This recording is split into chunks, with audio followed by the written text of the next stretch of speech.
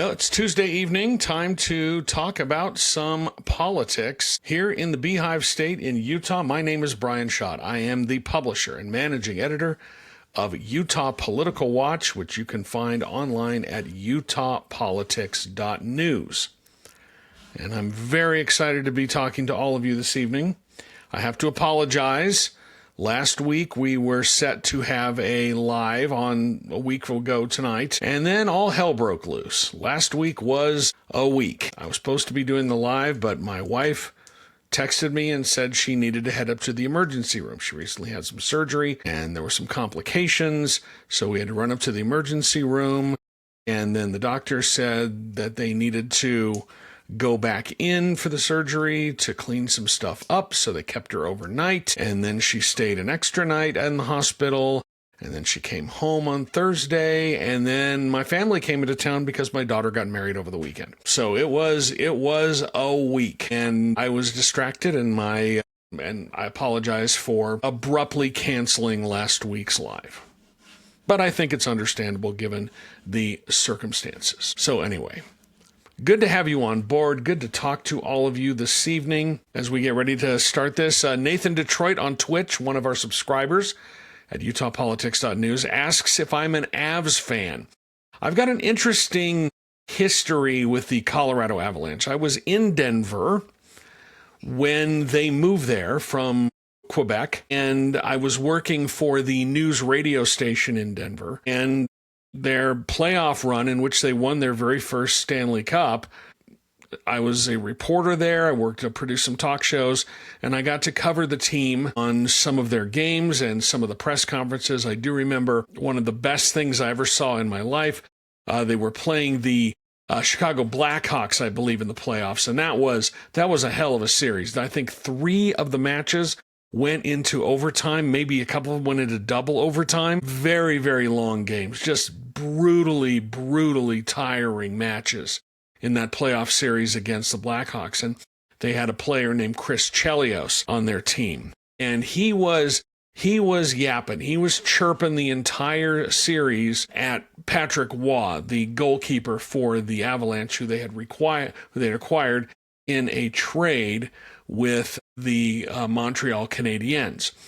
And they were going back and forth, and I can't remember exactly what Chelios had said the night before the day before in one of his press conferences, but I got assigned to go cover the Avalanche press conference where they brought the players out for their availability. And Waugh was scheduled to speak, and immediately the first question to Waugh was about what Chris Chelios had said about him, and Patrick Waugh had the greatest line I have ever heard in a press conference, where he just looked at the reporter and said, "I can't hear him. I've got 2 Stanley Cup rings plugging my ears." And that was pretty much the end of that controversy. There was no more about that. That shut up Chris Chelios, and we were done. Because how do you come back from that? You have to remain professional in those circumstances. And I was a news guy. I was not a sports guy, so I was sort of interloping on that. But, it was the Stanley Cup run, and everybody in Denver, all the media outlets in Denver had multiple reporters, and I just had to be there that day. But it was all I could do not go, damn. I think I said it under my breath, but I don't think anybody heard me. Now, that does not answer your question. Am I an Avalanche fan? Kinda. Nah. Hockey's okay. I enjoy watching it. I don't really follow any team. I haven't been to a Mammoth game. I don't know when I'll get to a Mammoth game. That's not where I want to spend my sports dollars. The matches that I go to, I prefer soccer. And my sports dollars have been going to support the Utah Royals, who are playing great. I know I've complained about them incessantly since they came back, but they are playing really good soccer right now. Really good football. They're at the top of the table, which is surprising. Yeah, I'm going to be heading out to catch more of their matches, and it's a damn bargain to go to the Royals match too. And this is my standing invitation to Speaker Mike Schultz and all of those Utah Republicans who want to protect women's sports. Come with me to a Utah Royals game, because I don't see you at these women's sports matches. You want to protect women's sports, but I don't see you at the Utah Royals. I don't see you there. Come with me. I will buy your ticket. I know you have to report it as a gift, but I will buy your ticket. So any Utah Republican who wants to go, who is all about the sanctity of women's sports, hit me up. I will take you to a Royals match. I'll even pay for parking. We'll get good seats. I'll pay for parking, and we'll have a good time. And if you don't understand the game, I will explain it to you, because up until COVID hit, I was a referee, not a high-level referee, but I refereed. That's what I did on the weekends. I did probably 6 or 7 soccer matches, youth soccer, adult amateur soccer, every weekend, Friday, Saturday, Sunday, until COVID hit, and then I just kind of fell away from it. Kind of miss it sometimes, but not really. I've got other stuff to do. But yes, that's my standing invitation. If you are a Republican lawmaker, Republican policymaker who can't stop chirping about protecting women's sports, put my money where your mouth is, okay? I'll buy the ticket to the Royals match. We'll get great seats, like I said. I'll even buy you a hot dog. Come with me and support women's soccer, because the Royals are playing great. They really are, and I did not expect this. Okay, so that's the start. It's the start of tonight's show. Thanks, everybody, for joining. My name is Bryan Schott. If you're just joining late, I am the publisher and managing editor of Utah Political Watch. You'll find us online at utahpolitics.news. That is reader-supported independent journalism. I am the person who runs the site. I write for it. I produce all the video. I produce the podcast. I just released an interview I did with Liban Mohammed, who is a Democrat running for the 1st Congressional District. I've recorded interviews with 3 of the 4 Democrats who are running in the 1st Congressional District and will be on the ballot for the June primary, and I'll record the 4th tomorrow. Those will be coming out this week as podcast video, audio. You can consume them wherever you want. And I'm the only person who does that. I edit all the video, I edit the audio, I produce all that stuff.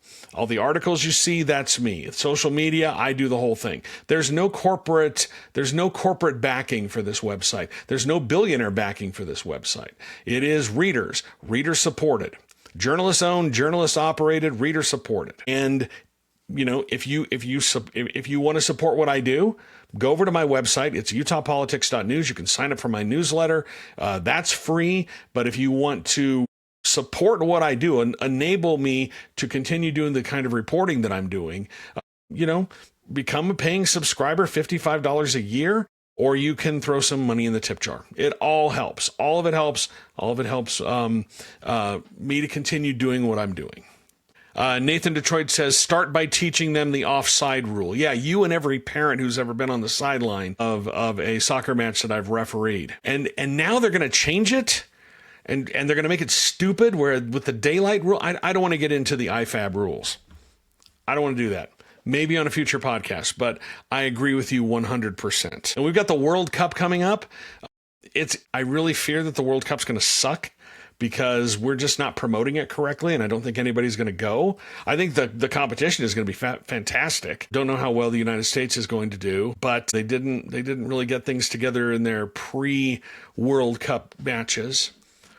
But I'll still be watching. I don't really have a favorite. It's going to be hard to rival just how good the 2022 World Cup in Qatar was. That was a tremendous tournament. That was one of the best tournaments I've ever seen. All right, we've got a lot to talk about tonight, especially since I wasn't here last week. But there's a lot on the agenda.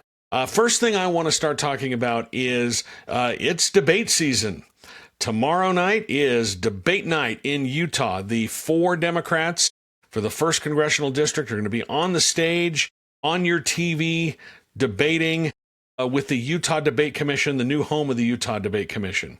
Utah Debate Commission under new management. If you remember a couple of years ago, the Utah legislature, they were providing some money to the Debate Commission to help them put on these televised debates, and they just decided, let's just cut out the middleman. So now it's hosted at the University of Utah. It was supposed to be hosted at Utah Valley University. They were supposed to be in charge of it, but the University of Utah decided to push their way in, and now they're in charge of it completely through the Hinckley Institute. I don't know what's going on.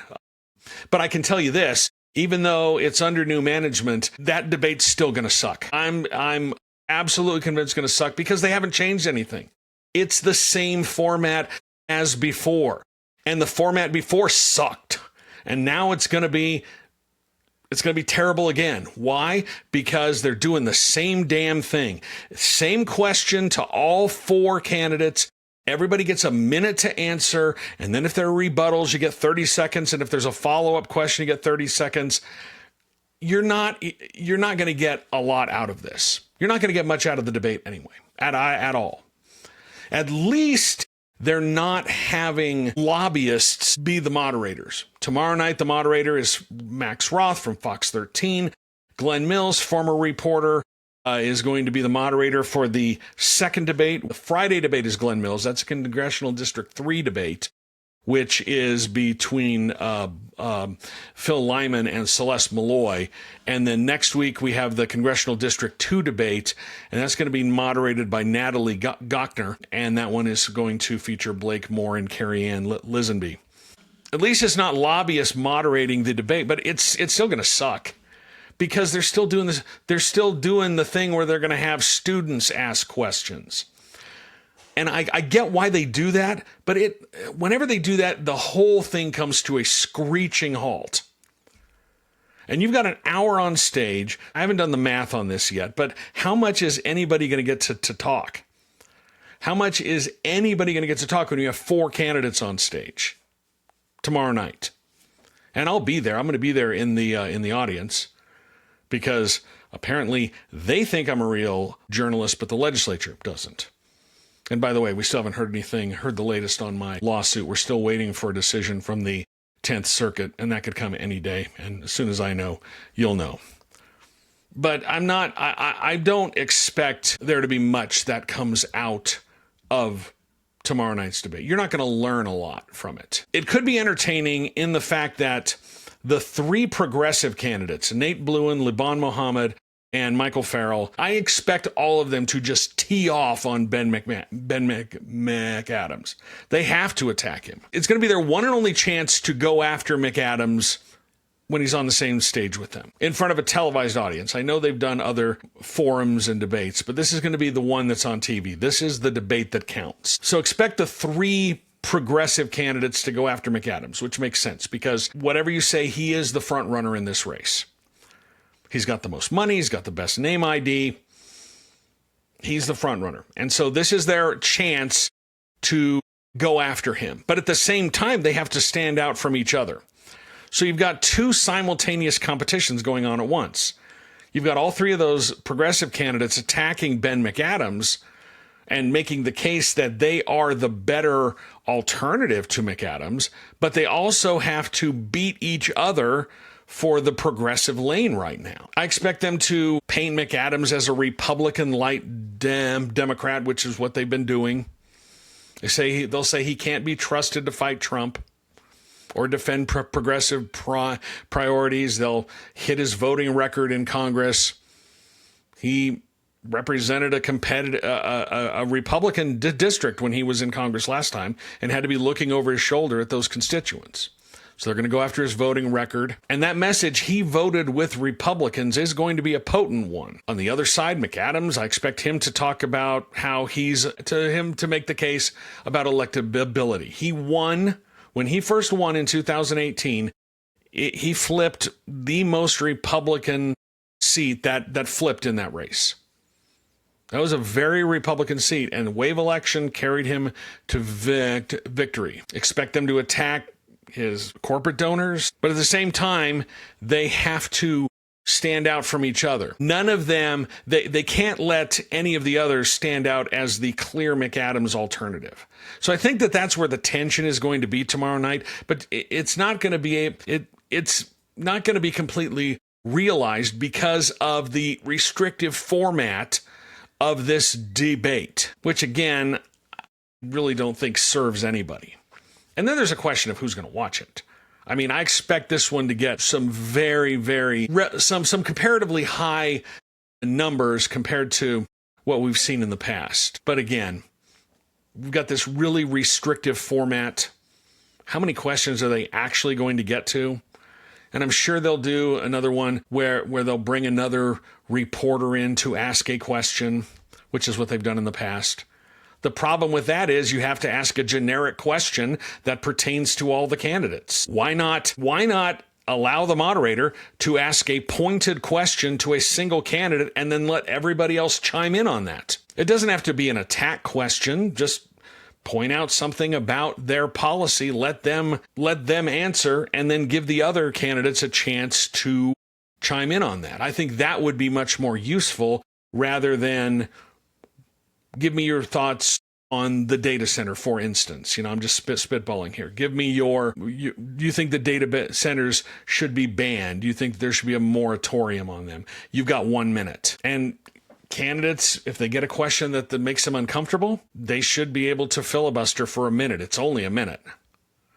So again, I don't have a lot of high hopes for tomorrow night's debate. But at the end of the day, the biggest problem for the three progressives running against McAdams, it's each other.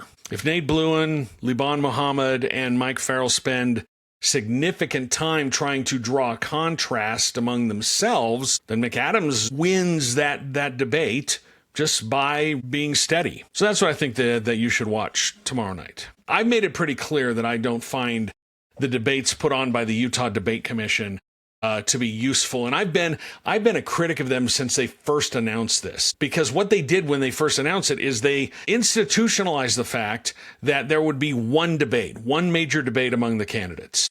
It's that televised debate. And not even then, because if you remember, Burgess Owens threw a tantrum because he was mad at the Salt Lake Tribune. And I believe the Salt Lake Tribune executive editor was scheduled to be the moderator debate, and he said he wasn't going to show up. So they've normalized, what this has done is it normalized that there will be one televised debate. And I would like more of them, but if you're an incumbent or a front runner, you want less because you're exposed less. Elliot Nutter says, I was watching a Roku show this weekend and Celeste Malloy ads were all over the place. I didn't even know Roku did state political ads on their platform. Color me surprised. You can micro-target that stuff. You really can. I've gotten emails from platforms allowing me or offering to let me buy advertising. I'm not going to buy advertising on Roku. But it's micro targeting. They know where you're watching from. You get a lot of bang for your buck for that, and so that doesn't surprise me at all. Nathan Detroit says, I don't think debates are useful in general. As you said, they can filibuster for the short time they're given and never answer a question. The best debate performance I've seen from a moderator from the Utah Debate Commission was in 2024. Thomas Wright, former Utah Republican Party chair, was moderating, I believe, the U.S. Senate debate. He was better than the journalists that they had moderating it. He asked follow-up questions and not ones that he had anticipated. He listened to what the candidates were saying in their answers and then decided to follow up on that. And I was absolutely shocked, but I thought his performance in 2024, and I want to say he did the U.S. Senate, but he might have done another race. But I was really pleasantly surprised with his performance. I thought it was quite good. He did a good job. We did have some news in the 1st Congressional District today. Nate Bluein sent out a press release, got some action got some earned media about it, where he said that he was going to be commissioning a poll to see who the leading progressive candidate is. He wants to consolidate the progressive support against Ben McAdams. He said if he is not the leading candidate in this poll, he will drop out of the race. I interviewed him today about that. It'd be on the podcast that I release maybe tomorrow or the day after. But I did ask him about this.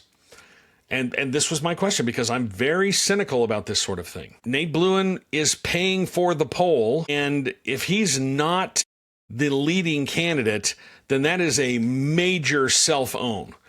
He's a sitting state senator. He's got built-in a name ID advantage over Liban Mohammed and Michael Farrell. Of course he's going to be the leading progressive candidate. And I asked him about this, and I'll have to share the answer when I publish the podcast, but I asked him about this and I said, why can we trust the poll that you commission to be the gauge, the definitive gauge for progressive support in this race, when polls are based mostly on name ID? What it is And I told him this. It felt to me like this is a lever to try and force some of his critics out of the race, to force his opponents out of the race.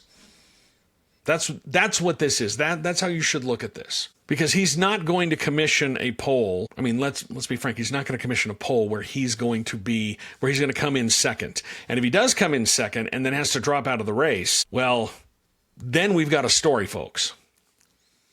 But I did ask him. I said, if you're so concerned about consolidating the progressive vote in order to give someone a better chance of beating Ben McAdams in this race, why didn't you drop out of the race and support Liban Mohammed when he won the vote at the convention? Because you have the convention vote was a demonstration of support for a progressive candidate. Liban Mohammed won that vote. He got 51% in the final round. Nate Bluein finished third. I think that's a legitimate question. And I'm not going to spoil what the answer was, but that's how you should look at this. This is a stunt. This was a stunt. And if you don't see it as a stunt, I'm telling you it's a stunt. I'm trying to be kind about it, but this is a stunt. This is a stunt to gain some media attention, which he did. Good for him. That was his entire goal. It was a stunt. So that's how you should probably think about that. I want to hear what you have to say. Leave your questions and your comments in the chat. A lot of stuff going on, and ballots go out next week. So tomorrow night in the debate, that is going to be the last chance for a lot of these candidates to make their selling point to voters. Now, one thing that I have been surprised by is fewer people than I thought have reached out to the Salt Lake County clerk asking for a Democratic ballot in this race. There's not a lot of Republicans, not a lot of registered Republicans, not a lot of independents who have decided to jump into this race, who have decided to request a ballot and vote in this race, because the Democrats do have the Democrats do have an open primary, meaning anybody can vote in it, just as long as they don't cast a ballot in another primary. But you do have to request a ballot if you want to get it by mail. Now, there's a possibility that Republicans will show up in person to vote, but far fewer people have requested a ballot than I would have thought. Last check, it was under 1,000. So maybe that's not going to play as big of a factor in this race as I thought. So it's all going to come down to turnout. And if you look at, you've got the makeup of the Democratic electorate, a quarter of them are Gen Z. A quarter of that electorate are young people. Are they going to, and this is registered voters based on the data that I have access to through L2. I'm seeing a quarter of that group. Those are a quarter of the registered voters who are Democrats are Gen Z. So they could play a pretty big factor in this race. Are they going to turn out to vote? I don't know. They traditionally don't. And I will be surprised if they do. I'll be the first one to admit that I was wrong if they do, because everyone, wrings their hands trying to figure out how to get the youth vote. When is the youth vote going to make an impact? This would be a race where they could really make an impact, and I don't know if they're going to. So that's another thing to watch going forward. Amber on TikTok, I'm guessing, says, I hope they show up and vote. Young people. Well, you get the sense that there's enough anger about what is happening that they may show up and vote. And if they do, then I think everybody's numbers change of what they need to do in order to win this race. Every campaign has a number that they need to hit. They need to hit their numbers in certain areas. And if they do, they usually win. But, if you are basing your numbers on young people not showing up to vote, and they do, then that really throws things off. Those ballots show up next week. They start mailing out, I believe, on Monday. So all the hypotheticals, we're about done with this. And I think it's going to be a very interesting election, because the one issue that has really just blown up in this race is the fight over data centers and the one up in Box Elder. And that is hitting some people hard. There are a lot of people who are very nervous about the impact that issue could have on this election. I think Senate President Stuart Adams, if he could do it all over again, they would do this MIDA vote and everything after the primary election. I think this is really his role in MIDA, his role in fast tracking this data center up in Box Elder County, the Kevin O'Leary one. It's causing him some problems. He went on the Hugh Hewitt show last week. Terrible interview. Hugh Hewitt, I don't care for him, but he went on the Hugh Hewitt show last week to talk about the Utah economic miracle. So you know he's feeling the heat. Also, the other dynamic that I'm finding really interesting is House Speaker Mike Schultz, who has come out and said he supports this referendum on the data center. He is trying to distance himself from this as much as possible. Say what you want about Speaker Schultz, but he's pretty savvy politically. He can read people, and he knows that this issue is a problem. He knows it's a problem. Just look at how he's acting. He wants nothing to do with it. Proud Nani on YouTube says, older voters tend to turn out for every election because it's something we hold very dear as a precious right. Yeah, older voters are the ones who show up to vote. Nathan Detroit, parentheses, boomer voice.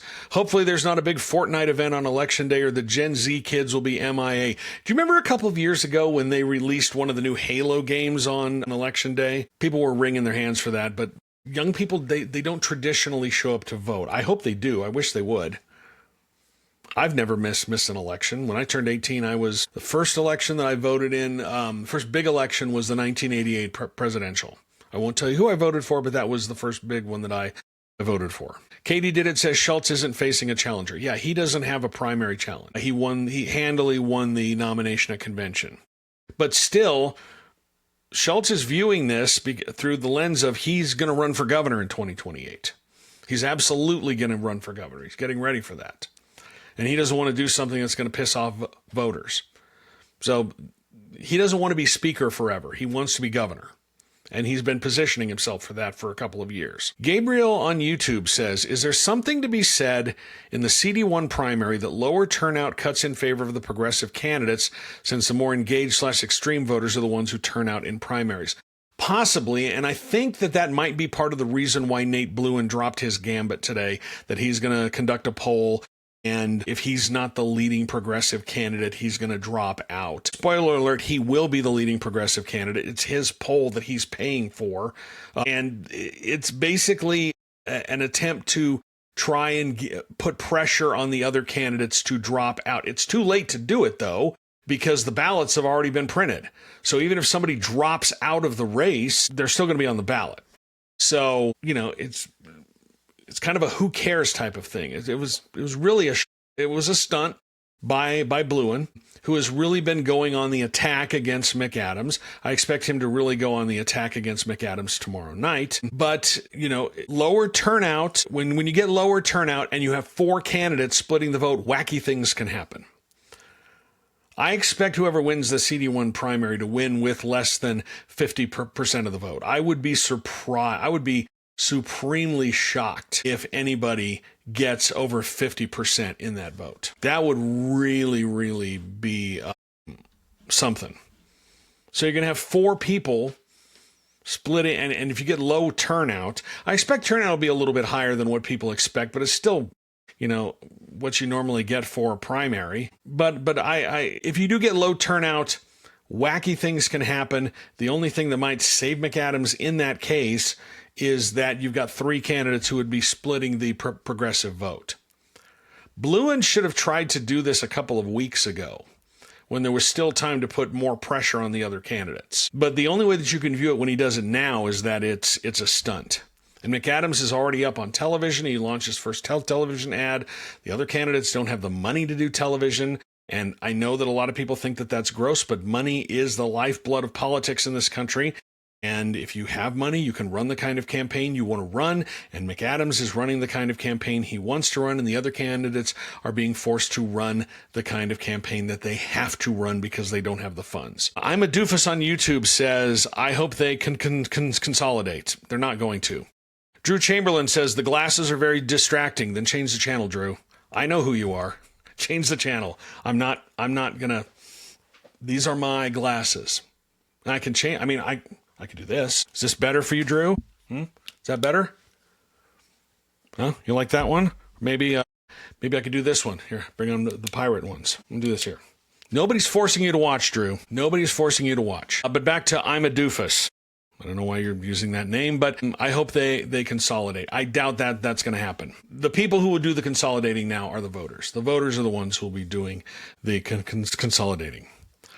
Rebecca Rodriguez says, CD1 is the most exciting thing in Utah politics. Wish I could vote. Yeah, this is probably, this is going to be a very exciting race. And I'm going to be very, very interested to see how this works out. I'm planning on going through the election results live with everybody on election night. So mark your calendars. We're going to be doing a live broadcast on election night to break down those results, live stream on all of your channels. Sagato Realty on Instagram says, do you think McKay and Fiafia will be a tight race? That is, I believe, the Senate District 18 race between Dan McKay and Representative Doug Fiafia. They both got a lot of money.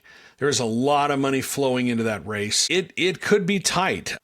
There's a reason why Fiafia decided to get into that race. I thought that it was going to be because perhaps he had cut some sort of deal with McKay. This was my conspiratorial nature, or always expect the unexpected to happen. But I thought that there might have been some sort of deal, which happens from time to time in Utah politics, where McKay was going to drop out and try to run for Congress. He did not do that, which surprised me because McKay has been wanting to run for Congress for years. But that didn't happen. And McKay barely survived at the state convention. I think it was like 2 votes that kept him in the race. He didn't collect signatures. Fiafia did not. Tracy Halverson was also in the race. She is a woman who's been banned from Republican Party events because she filed that gigantic RICO insane lawsuit trying to kick Governor Cox and John Curtis and a number of people out of office and get them replaced with the convention winners. And then she was defeated pretty handily at convention. But Dan McKay survived the second round of voting by 2 votes. He was almost knocked out, and that would have ended his career. And part of the reason why I thought McKay was going to run is because last year he said that if his wife Tawny, who was running for Riverton mayor, if she had won the mayor race, he would not run for re-election. And when you make these pronouncements that you're not going to run again, it tells me that at least the way that I interpreted it was he was bored, he didn't want to do it anymore, or he was looking at another office. And he has wanted to run for Congress for quite a long time. So I don't know if Dan McKay hangs on. I don't know if Fiafia defeats him. It could be a very, very tight race. I'll probably have to spend some time trying to break down some of the numbers over there and looking at the electorate in that Senate district. But that is one that you should definitely watch on election night. And I'll be here live watching as the results roll in with you. Proud Nani on YouTube says, I've seen Blouin on 2 out-of-state podcasts in the last week trying to get more attention to his campaign. Yeah, he was on Hassan Piker's podcast, and I can't remember the other one. When candidates do that, for the most part, they're trying to goose their not only their public profile, but they're also trying to goose their fundraising numbers. And I would expect, especially on Hassan Piker's show, which is a wildly popular show, although he is a very divisive figure, a very polarizing figure, but his audience are very hardcore progressives. I would expect Blouin got a nice fundraising bump out of that. I don't know how much it would be, and we won't know for a while until those FEC reports are due, but that's the main reason you do that, because those people can't vote for you. You're not talking to voters in Utah. You're talking to like-minded individuals across the country who might dig into their wallets and give you some cash. That's how you should look at that, and that's what I think that Blouin was trying to do. It's also kind of a cool thing that he can say to the progressives back here in Utah. He goes, hey, look, Hassan Piker, who you like, had me on his show. So that's probably the bump he would get among the Utah electorate. Gabriel on YouTube says, is it just me or does Senator McKay seem rather satisfied with his little fiefdom over the Revenue and Tax Committee? If he hangs on to it, they do like to shuffle those around, mostly depending on who has curried favor with Senate President Stuart Adams, who decides those assignments, and who has upset him. Let's see. Katie Did It on YouTube says, maybe it's my imagination, but is Representative Moore moving to the center left? Proud Nani replies, Moore is nowhere near center left.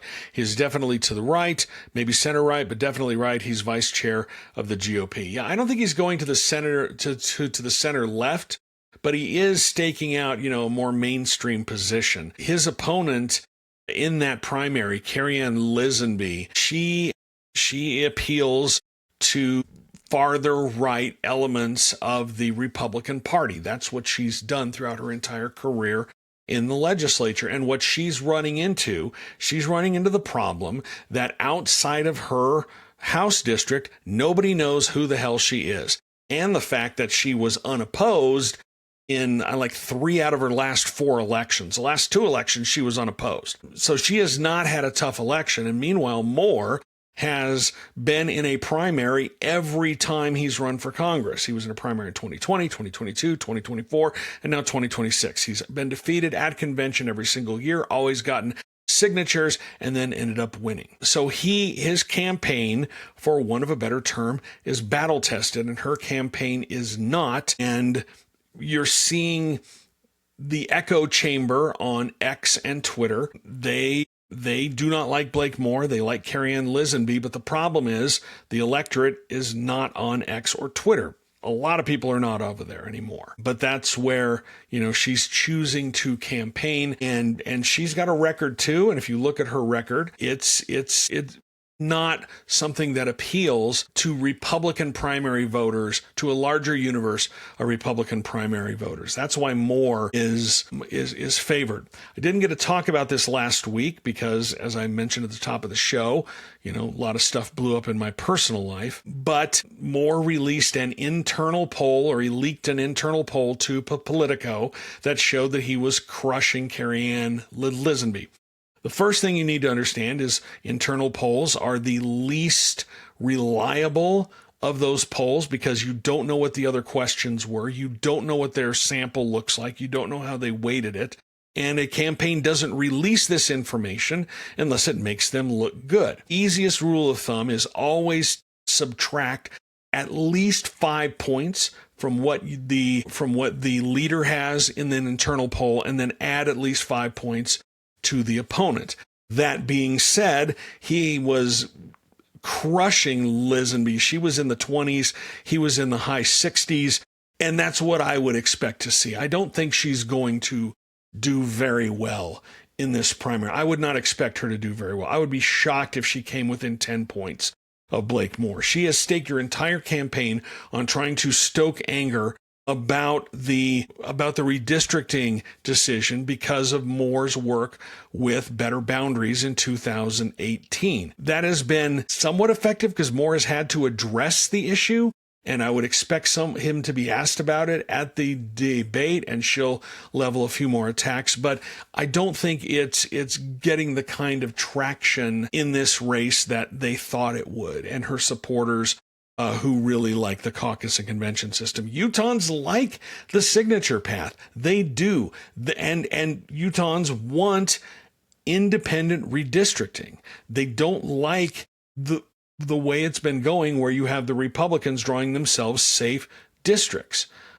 Prop 4 passed for a reason. It barely passed, but it passed. And when you have the legislature becoming more and more imperial, meaning they are amassing more power unto themselves and putting themselves above the governor, above the judiciary even, and I think that they're reading the room wrong. And I think a lot of Utahns, especially those who are independent, who make up a large portion of the state, and those independent, fair-minded Republicans, they don't like that. And so I don't know how much traction that issue is going to get, but I would be really surprised. Again, this is not a prediction. Please do not read this as a prediction, but I would be surprised if Lisonbee came within 10 points of Blakemore, simply because nobody knows who the hell she is. It's the same thing that happened to Brad Wilson when he ran for Senate in 2024.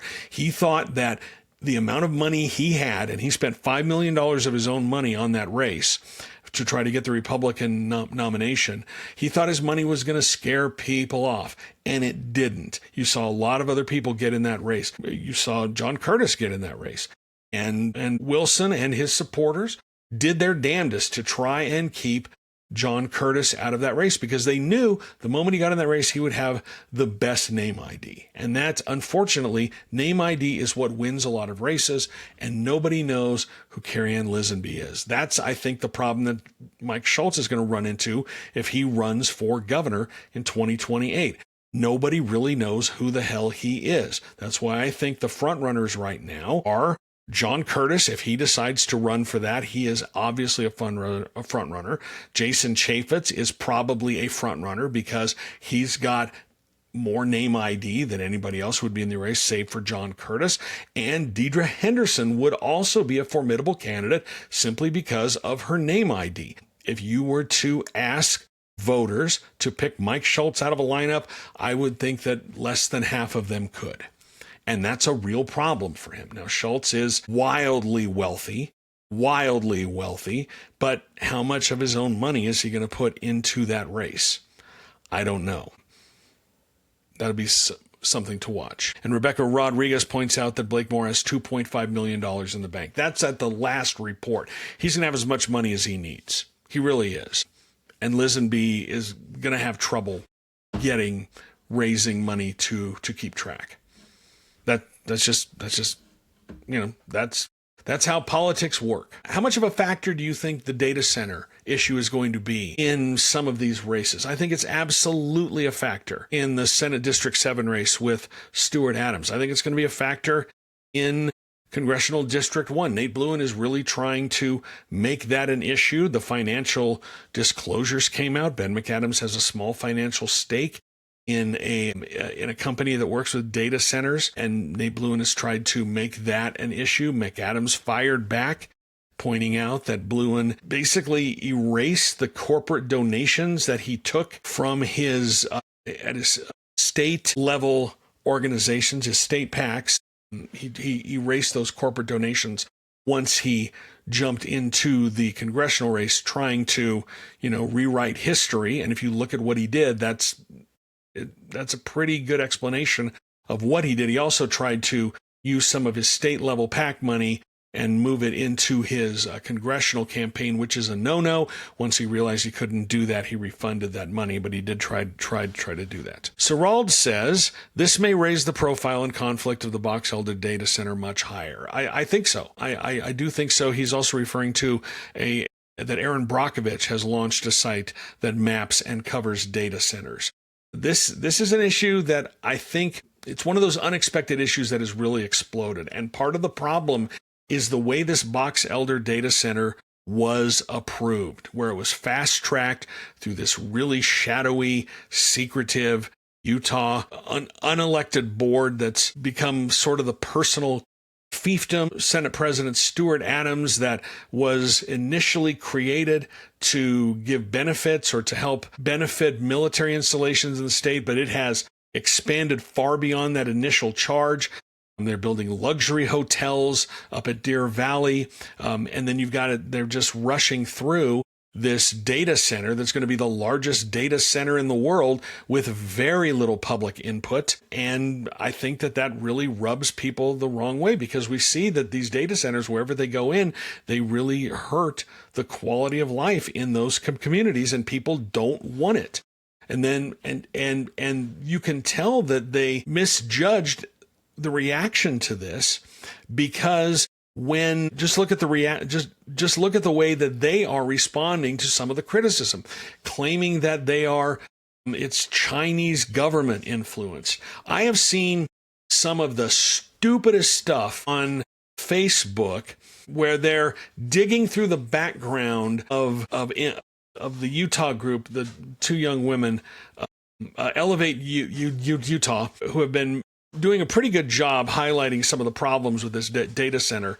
And then you had Kevin O'Leary saying that they were Chinese agents. And then you have some people here in Utah, the useful idiots in Utah, digging through and trying to connect dots that aren't there.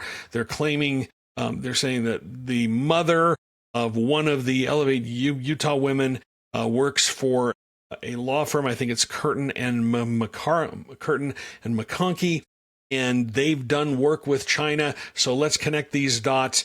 Basically, they're trying. They think you're stupid, and they're trying to make you think that there's a conspiracy there when it's not. Serald points out that Cox threw a mega tantrum when challenged. Yeah, he does not like to be challenged on this sort of thing. They have an agreement. They had an agreement from everything that I've seen.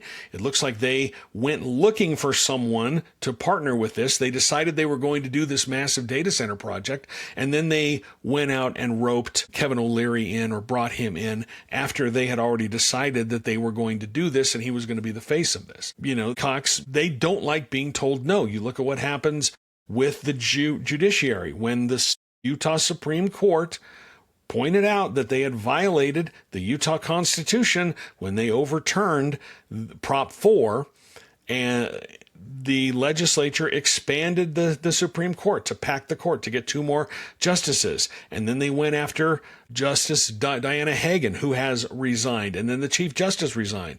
So Spencer Cox is going to get 4 appointments to the Utah Supreme Court. And that is going to be the most drastic overhaul of the Utah Supreme Court in decades. And that's going to have a profound impact on what happens with the laws that they pass. They created this new constitutional court, which, you know, instead of forum shopping, they created their own forum when they get challenged on the constitutionality of laws. They have fundamentally changed a lot of how government works simply because they were told no by the judiciary and they don't like it. Gabriel on YouTube says, I've been surprised to see how quickly the data center story broke containment into the national news, although I suppose I shouldn't be with Kevin involved. Kevin O'Leary's been on Fox News trying to defend it. It's a good story, and when you get significant public backlash like that, it's going to break containment. And the other thing that contributed to that is the fact that just the massive size of this data center campus. 40,000 acres is the campus. That's not going to be the buildings, but it's going to be the largest in the world if it's producing the 9 gigawatts of power that they say it's going to. There's no facility on the planet right now that comes that close. It's going to use, 2 or 3 times the amount of power that the entire state uses. And when you think about it, Times Square uses more power than I think the entire country of New Zealand. I'm not surprised that it broke containment. Elliot Nutter on TikTok says, I've seen some MAGA Facebook Utah people oppose the data center, so I think it's going to be big all over. Yeah, this is an issue that cuts across. This is one that is a unifying issue. I've been watching some of these far-right groups, a lot of these conspiratorial groups who it's easy to make fun of them. A lot of times they don't know what they're talking about. They're used to getting their way because, you know, they agree with lawmakers on a lot of things, but they are breaking with lawmakers on this. They're mad, not only because of the way that it was approved, basically behind closed doors without public input, but the size and the impact it's going to have. This is a unifying issue, and I think a lot of people did not expect that. And I, for one, am going to be absolutely fascinated to see how this plays out in these upcoming elections, because it is a potent issue. It's happening very close to the primary. There's not time for it to go for, people to forget about it, because American voters have very short attention spans. What is a big story today is not going to be a big story a week from now. But I think this is a big enough story that there's a lot of damage control that's being done right now. There's a lot of damage control. Ann Celeste on TikTok asks about Lux Hotels. Yes, MIDA, which is, they can override a lot of local authority and approve some projects. They are partnering with a a New York developer to build the Grand Hyatt at Deer Valley, and the village there. They also have some high-end condos. And that's one of the projects that they approved. It's they help pay, or they help provide a lot of the funding for the infrastructure that is done through bonds. These are not bonds that go to taxpayers, though. These are bonds that are paid back through tourism tax and by the property owners there.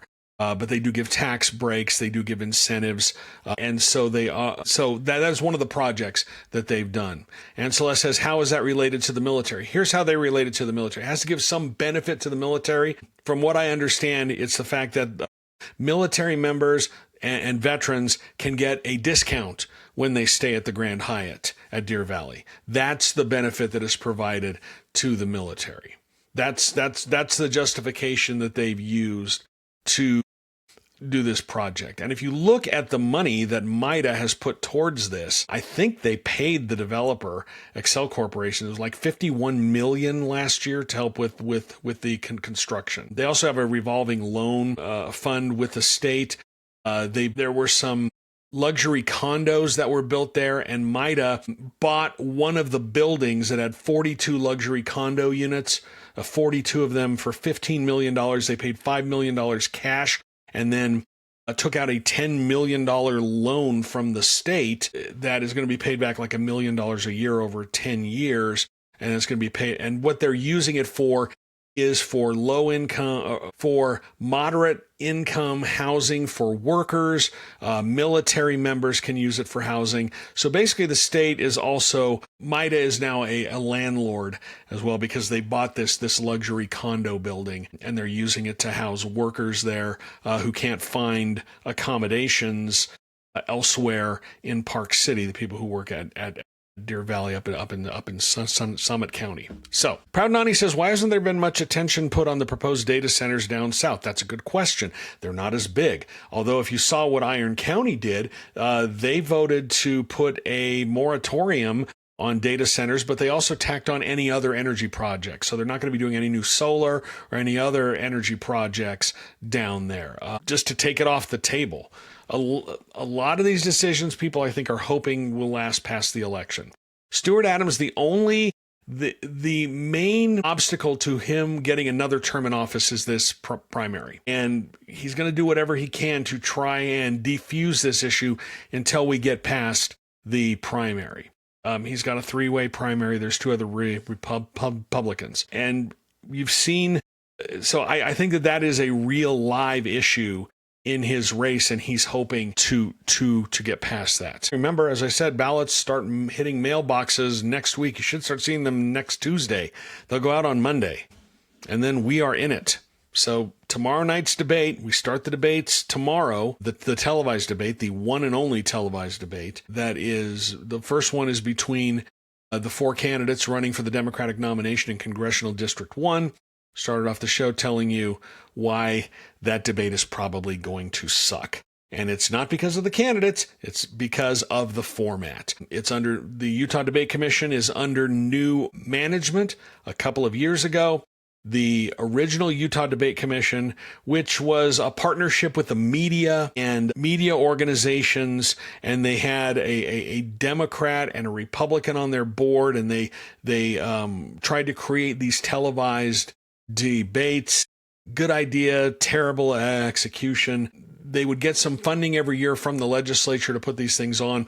And then a couple of years ago, the legislature, the Republican-controlled legislature, decided that they were going to take it over. And initially, they wanted to give $600,000 to Utah Valley University and the Herbert Center down there to administer these debates. But somehow, the University of Utah got involved, and the Hinckley Institute. And so now the Hinckley Institute is like the main sponsor, even though the idea of bringing it in-house was through the Herbert Institute down at Utah Valley University.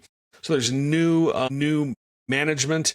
I fundamentally do not think that the state should be putting on televised political debates, because there is always there's always the possibility of undue influence from lawmakers. And as we've seen in the last few years, the legislature has not been very reluctant to insert themselves into issues involving other state agencies. And so when you've got the legislature funding these debates, now directly funding these debates through the University of Utah and Utah Valley University, you don't think that they're going to be a little bit cautious about how they approach these debates in terms of the questions that they ask? All of this started back in 2022 when the Utah Debate Commission was going to put on primary debates for U.S. Senate with that was the race where Mike Lee was running for re-election, and he was challenged by Becky Edwards and Ali Isom, and there were some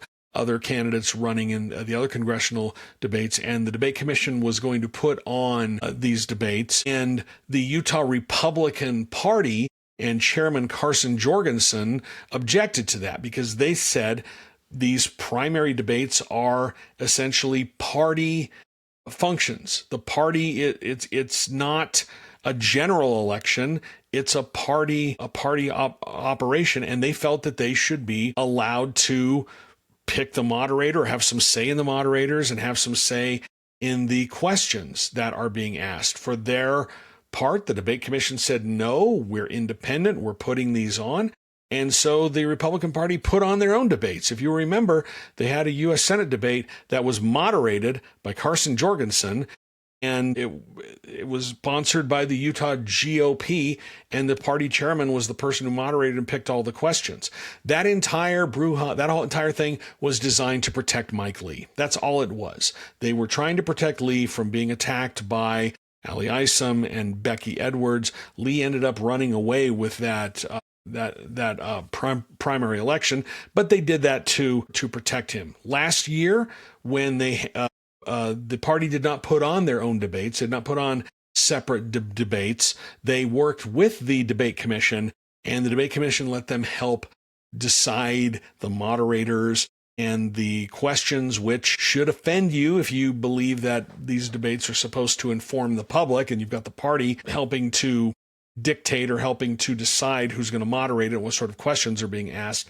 And then they're just taking all the mystery out of it, getting rid of the middleman, and now the state, the Republican-controlled legislature, gave it over to the University of Utah, which gives it sort of the sheen or veneer of, being a legitimate journalistic endeavor when it's not. It's not. These are state-sponsored debates. The state should not be paying for these sort of things, or the state should not be involved in this way. That is just my opinion. If you want to serve the public, then it's wildly improper for the state to be involved in that. I'm a Doofus says, are you covering that debate live tomorrow? Yes, I'm going to be there. It's going to be a chance to ask questions. I'm going to be at all three debates.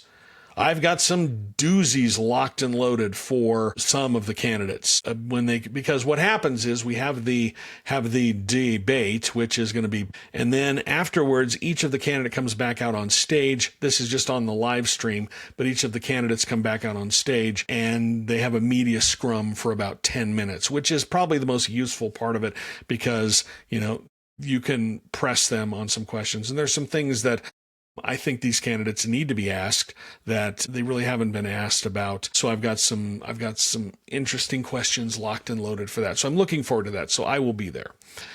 Proud Nani says we're keeping it front and center up in Davis County. I think she's talking about the data center issue and MIDA, and it is a potent issue with Stuart Adams in his reelection bid. I don't think he thought it was going to be this difficult as when he filed for re-election. And it's essentially whoever wins that has an extremely good chance of winning the election in November, meaning if Stuart Adams wins that primary race, it's more likely than not that he's going to have another term in office. And it's a 4-year term in the U.S. Senate, in the state Senate. So let's see. Random Quokka says, any state school board races sticking out to you? I really haven't dug into those as much as I should. I will spend some time this week looking into it, but I really don't have much of an informed opinion right now on the state school board races. The only thing that I've really known is that Michael Clara dropped out of the race, and I reported on that a couple of weeks ago, and we talked about that on a previous podcast. So, I've been talking for more than an hour, almost an hour and 15 minutes, and my voice is starting to go. So I'm probably going to get close to wrapping this up here. I do have to tell you, though, that if you have a chance, go to my website. I have a podcast interview that I published today with Liban Mohammed, who is a Democrat running in 1st Congressional District. I have interviews with the other candidates. I'll be doing the last one tomorrow, and I'll be releasing all of those interviews as podcasts.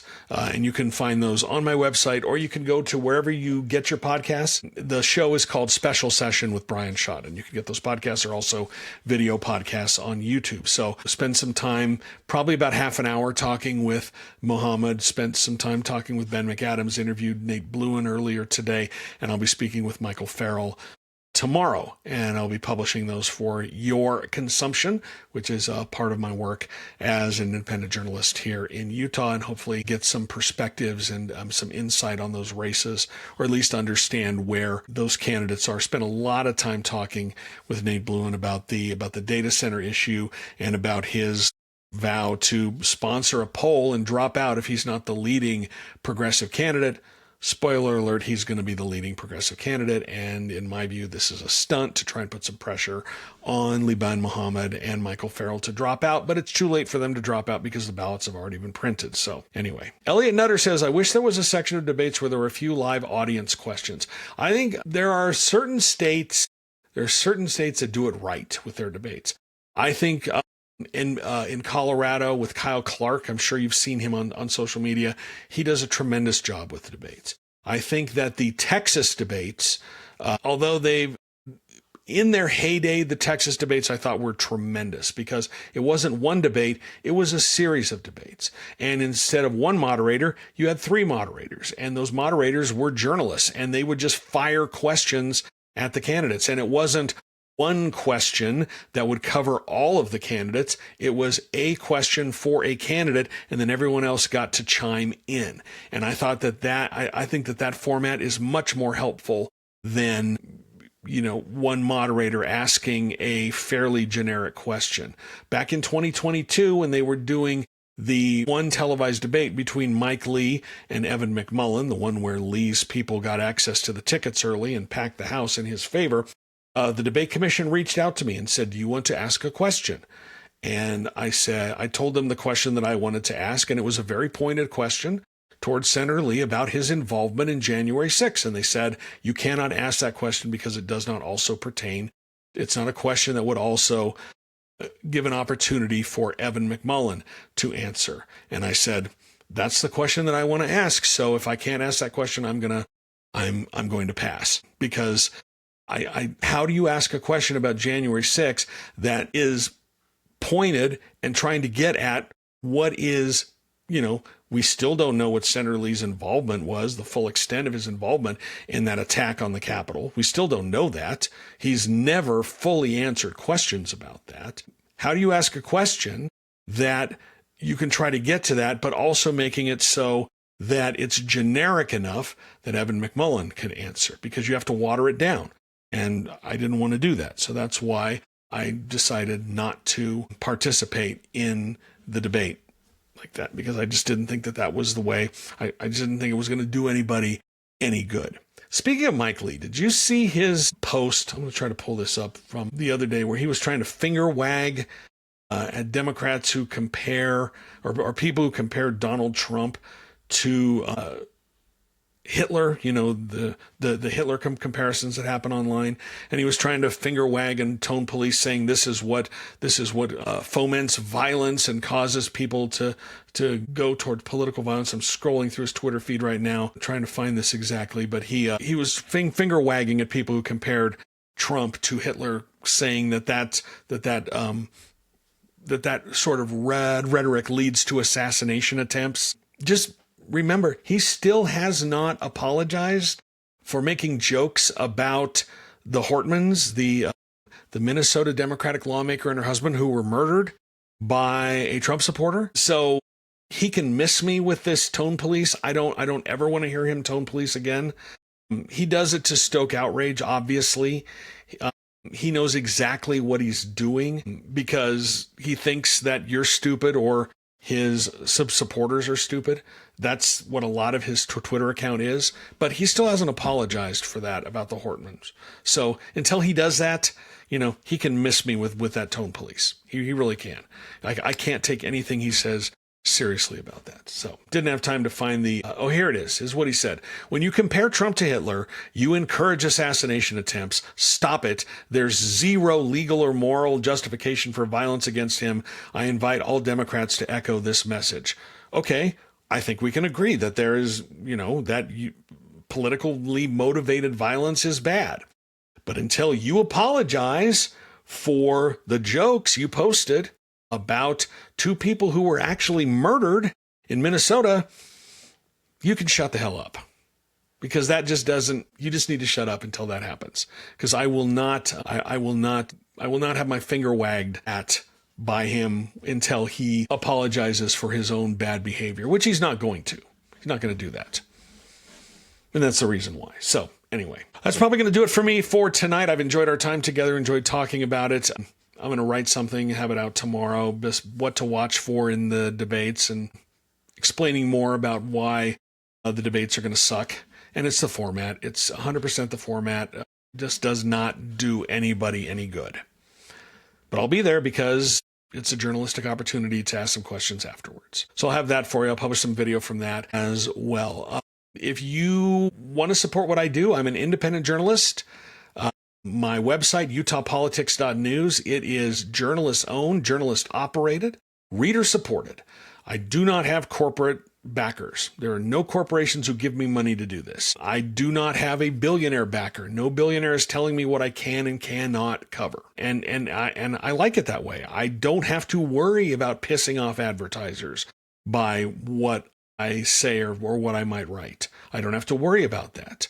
I have the freedom to write about the things that I think are important and explain them to you and explain why I think that they're important. And hopefully you get a little bit smarter when you do that too. And if that kind of thing is valuable to you, you can go to my website, sign up for my newsletter. It's free, utahpolitics.news.